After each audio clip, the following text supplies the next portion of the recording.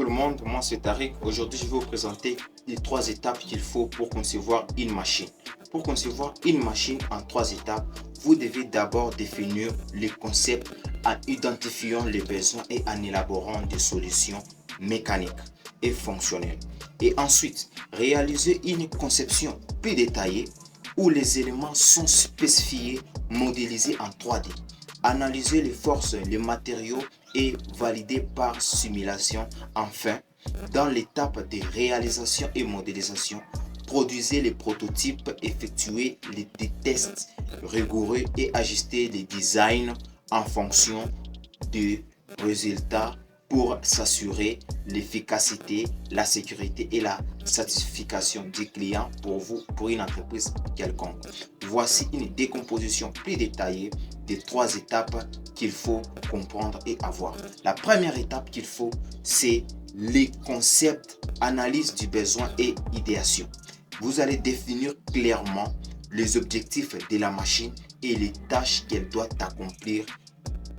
Étude de faisabilité, analyser les aspects techniques et les contraintes et les coûts et aussi les délais pour s'assurer que le projet, les concepts et explorer les différentes options et mécanismes pour trouver le principe de fonctionnement le plus adapté à la fonction recherchée. Et la deuxième étape, c'est la conception détaillée. Développer les modèles 3D, créer des schémas préliminaires pour la modélisation et aussi de la machine à l'aide des logiciels 3D qui signifie le logiciel CAO, conception assistée par ordinateur, spécifier les éléments, choisir les matériaux et les composants et aussi les actions de chaque partie de la machine. Analyser et simuler, utiliser les simulations pour évaluer les performances, les forces et les contraintes sur différents éléments.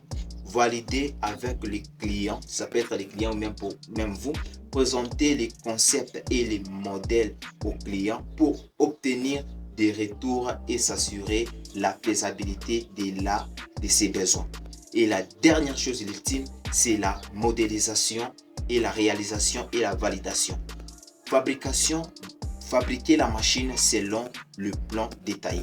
Tester et valider, effectuer des tests rigoureux sur le prototype pour vérifier qu'il fonctionne et répond aux exigences.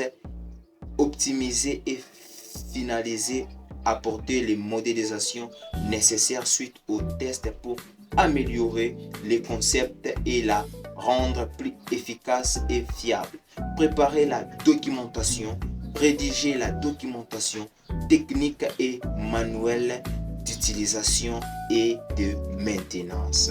N'oubliez surtout pas de vous abonner si vous avez aimé cette vidéo. Et si vous avez encore aimé cette vidéo, n'oubliez surtout pas de nous laisser un pouce bleu et enfin d'activer la cloche de notification pour ne plus rater nos vidéos à venir et être mis à jour. Surtout, on se dit bye.